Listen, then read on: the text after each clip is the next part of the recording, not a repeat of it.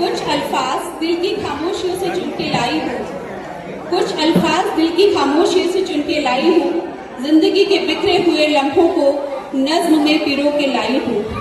उम्मीद है ये एहसास आपके दिल तक पहुँचेंगे। इसी उम्मीद के साथ एक छोटी सी नज्म सुनाने आई हूँ। कहते हैं प्रकृति हर रोज हमसे कुछ न कुछ कहती है, बस उसे महसूस करने वाली नजर चाहिए। कुछ दिन पहले मैंने एक टूटता हुआ तारा देखा।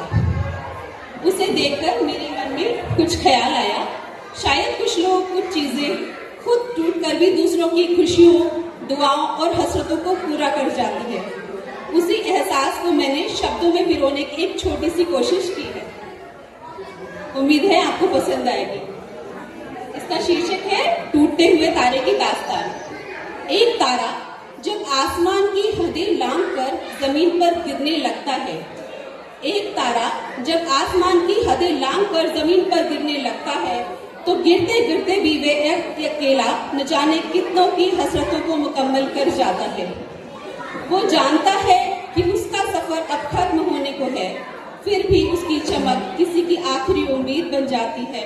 कोई उसे देख के दुआ मांगता है, कोई अपने बिछड़े हुए ख्वाबों को फिर से जीने लगता है, कोई अपनी आंखों में नई सुबह सजा लेता है, कोई टूट कर भी मुस्कुराना सीख जाता है। अजीब दस्तूर है दुनिया का, जो खुद टूटता है वही अक्सर दूसरों को जोड़ जाता है, जो खुद बिखरता है वही किसी की जिंदगी संवार जाता है।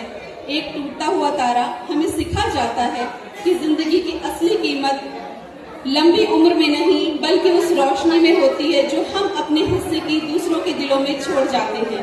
इसलिए अगर कभी टूटना भी पड़े तो यूं टूटना कि तुम्हारे बिखरने से किसी की दुआ पूरी हो जाए, किसी की उम्मीद जिंदा हो जाए, किसी की हसरत मुकम्मल हो जाए।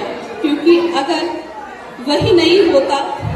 अमर वही नहीं होता जो हमेशा चमकता रहे। अमर तो वो हो जाता है जो एक पल के लिए चमके और सदियों तक लोगों के दिलों में रोशनी छोड़ जाए।